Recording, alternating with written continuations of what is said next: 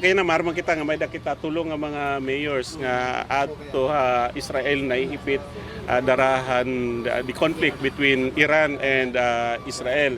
So per information naniningkamot iton aton national government bisan nga ni Secretary Remulla naniningkamot nga makauli na hira kay diri ni mga taga Eastern Visayas kundi ini nga mga mayors ng mga local government officials nagtitikang ini magkadiro-dilain nga mga rehiyon din aton.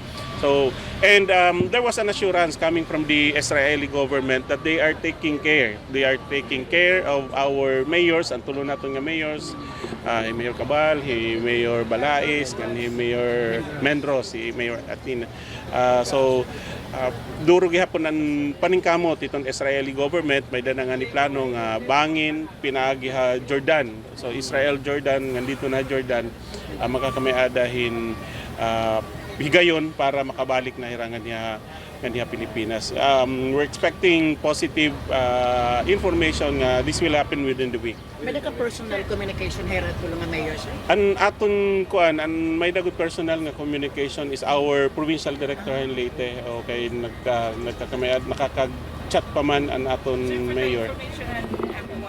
Ano ang purpose ng visit Ato here is a study training sponsored by the Israeli government. Amo nga gitatawag tayo itong Mashav, an international agency nila nga where the idea is on urban agriculture. It's urban agriculture, food security, and green agriculture, di ba?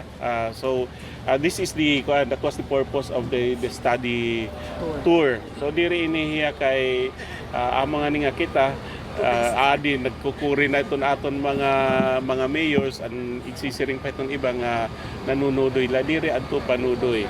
Okay, ngandiri ato gastos sa aton local government unit. Okay, so this was a tour sponsored by the Israeli government. Okay, to include an expenses and traveling expenses and aton mga participants nga mga mayor.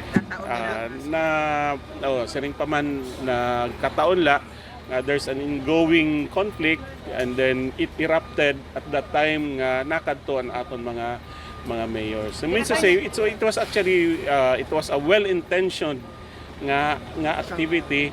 Nagkamay-adala kitahin mga challenges darahan na itabo nga gera. Pero ito nag-ibak na hira dito ang Ira Hotel na... Anatong pakabaro is adayran mga bunker yung mga hotel. So they are constantly being monitored by the Israeli government and at the same time by the Philippine Embassy para kung ano man anira mga panginahanglanon iniin mahatatagan yung kaangayon nga aksyon ang Israeli government ng naton Philippine Embassy.